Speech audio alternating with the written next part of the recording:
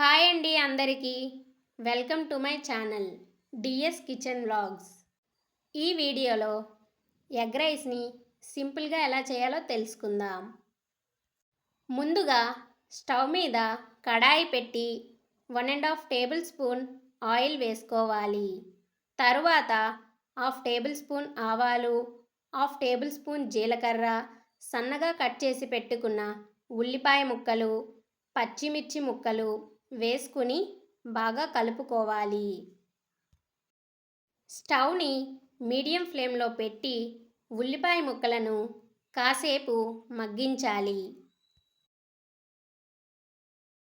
ఇప్పుడు 1 table spoon salt, ఒక రెబ్బ కరివేపాకు, హాఫ్ టేబుల్ స్పూన్ పసుపు వేసుకొని బాగా కలుపుకోవాలి.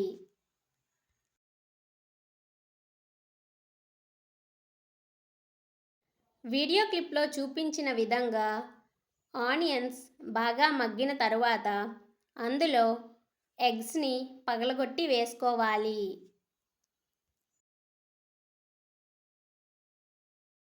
మీరు తీసుకునే రైస్ క్వాంటిటీని బట్టి ఎగ్స్ వేసుకోవాలి.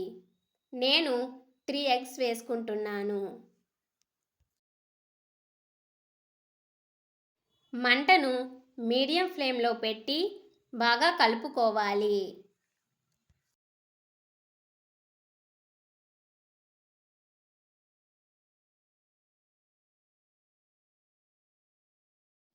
తరువాత 1 టేబుల్ స్పూన్ కారం, half table spoon chicken masala వేసుకొని బాగా కలుపుకోవాలి.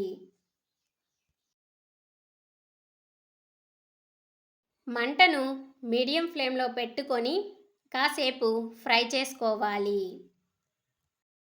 తరువాత ముందుగా ఉడికించి పెట్టుకున్న రైస్ని అందులో వేసుకొని బాగా కలుపుకోవాలి.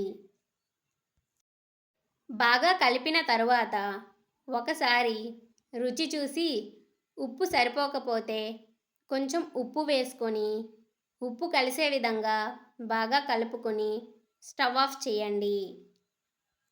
అంతే, వేడివేడి ఎగ్ రైస్ రెడీ అయిపోతుంది. చాలా సింపుల్గా అయిపోతుంది. చాలా టేస్టీగా ఉంటుంది. మీరు కూడా తప్పకుండా ట్రై చేయండి. మీ పిల్లల లంచ్ బాక్స్లోకి ఈ రెసిపీ క్విక్గా అయిపోతుంది.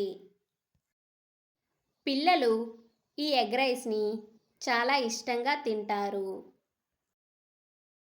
ఈ రెసిపీని తప్పకుండా ట్రై చేసి ఎలా వచ్చిందో నాకు కామెంట్స్లో చెప్పండి.